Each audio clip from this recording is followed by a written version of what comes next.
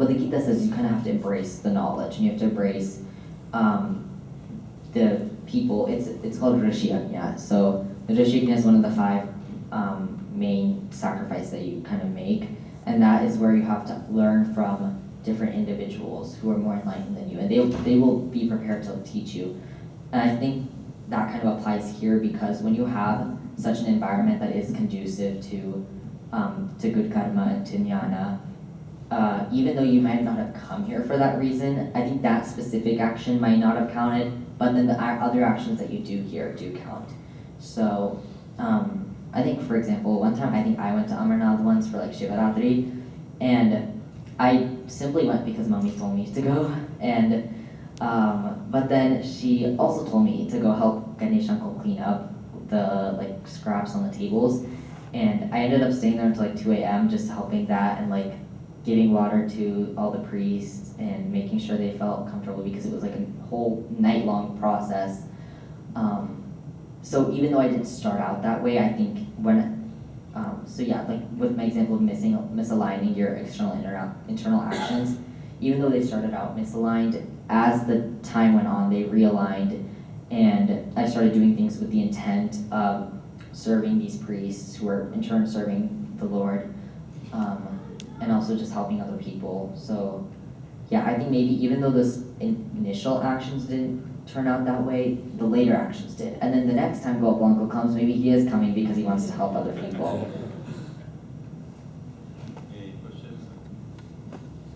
Suman, you got a question? Yeah. I had a question before, but I forgot Yeah, my answer it. question. But I have a different question now. Thank you again. This was really a unique format, and also very enlightening to hear more practical approaches. So the question I have, and you didn't touch on this, is expectations and how we become disappointed.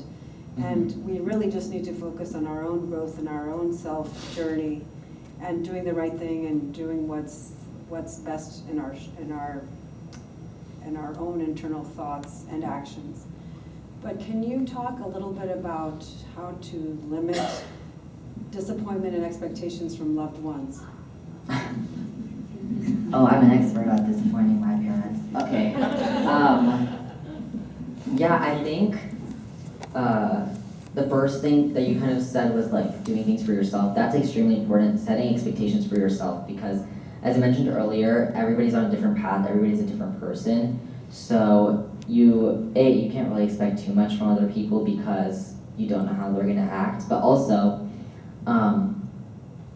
you do have to kind of set that personal goal for yourself, and that kind of expectation that, oh, this may not happen, but I'm going to redirect the situation to something better. And I think that also is, actually, I think there was one yajna, another one of the 5 main yajnas was Pitru Yajna, and that says above everything you have to respect your parents. So I think as much as you feel that like disappointment, you still have to maintain that respect, and you may even want to build upon that. And that kind of goes with having welfare of other people in your mind. If you're doing things, if you are reprimanding your children or your loved ones, and you're teaching them certain things with the goal not of, oh, you need to fulfill this goal for me, but rather, I want you to be a better person, then it'll I think, be more fruitful, because that type of intent reflects in your tone. And also, I think it just makes the relationship a lot more deep and a lot more successful too. I don't know if that answered your question, but.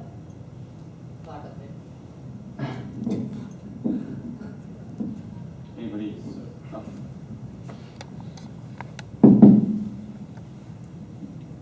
Is reward always a bad thing? Is incentive always a bad thing? So for example, if I tell my kid to, let's say, clean up, maybe not her work, let's say my work, which is, let's say, can you clean up my car? And in reward, she will get a star or whatever. And she does that, she does a great job on it. And so she's doing it really to get a star or something else. Is that, but in my mind, I'm teaching her, and it's like a practice of doing things and cleaning things. So eventually, right now she's doing for a star, but eventually this work would she will understand how to do the work or in a habit of doing the work. So is reward always a bad thing? No, I wouldn't even go as to say really. I think there's a few times when I would say a reward is a bad thing, but I definitely agree with how you framed it. It's very much like a preliminary step because a lot of things that we do in life are learned. And so when we're kids, we do kind of need that push and incentive because I don't want to say as humans we're naturally selfish, but it's definitely it's definitely easier to like go into that type of lifestyle if you're not guided correctly. So yeah, I would say reward is good as like a incentive to begin things, and then I think once you start doing that and then you understand the action more, you can understand the intent that you're supposed to have behind it more, and the mindset you're supposed to have surrounding the action. So then when you do it later on, so like yeah, I've probably been incentivized to do things by my parents too, and I think at first it did kind of feel like, oh, I have to do this because I got this reward. And then I slowly started to like it, or I started to understand I'm expected of this because it's a role I have in this family. It's my job in this family to like clean my room. So all that stuff is learned originally with a reward, but I don't think you should necessarily keep rewarding it. But you kind of have to like intuitively understand when that person is like, oh, now I'm doing it because I want to help people. Like training wheels. So one last Yeah, question. that's a good example. Get ready for lunch. Any last question?